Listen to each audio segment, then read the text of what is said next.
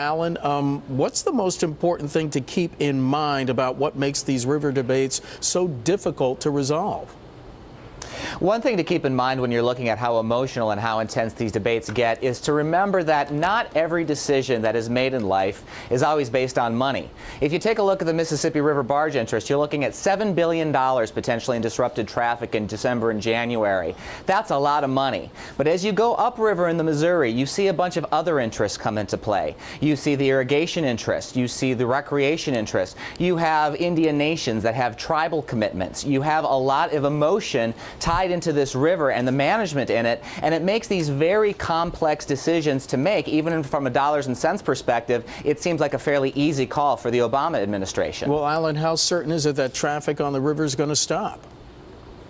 Well, that is difficult to say. When you take a look at the Army Corps of Engineers, they're expecting next week they're going to see some pretty serious river level dropping to the point where it's going to start impeding traffic. And really around Christmas time, you could see levels getting to the point where a halt may be possible. Now, that's ultimately the call of the Coast Guard, not the Army Corps of Engineers.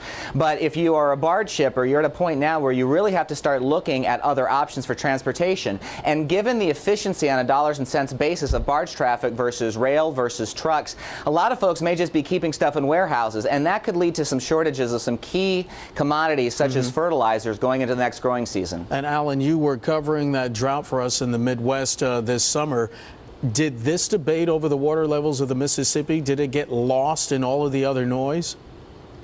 Well, this is something we saw coming for some time. You know, a drought is a slow motion disaster, so certain things you start to anticipate. People were hoping that rainfall would come and alleviate the situation on the Mississippi and Missouri this fall. We are still officially in a drought. You don't hear about it as much because the harvest is in, but the subsoil moisture condition is still bad going into next year. And what's ironic was that in 2011, the big problem along the Missouri was record flooding. Yeah. The weather patterns are just getting more volatile. Alan, we have about 30 seconds left. These debates, are they going to become a permanent fixture in politics as more resources are at this point demanded from the waterways?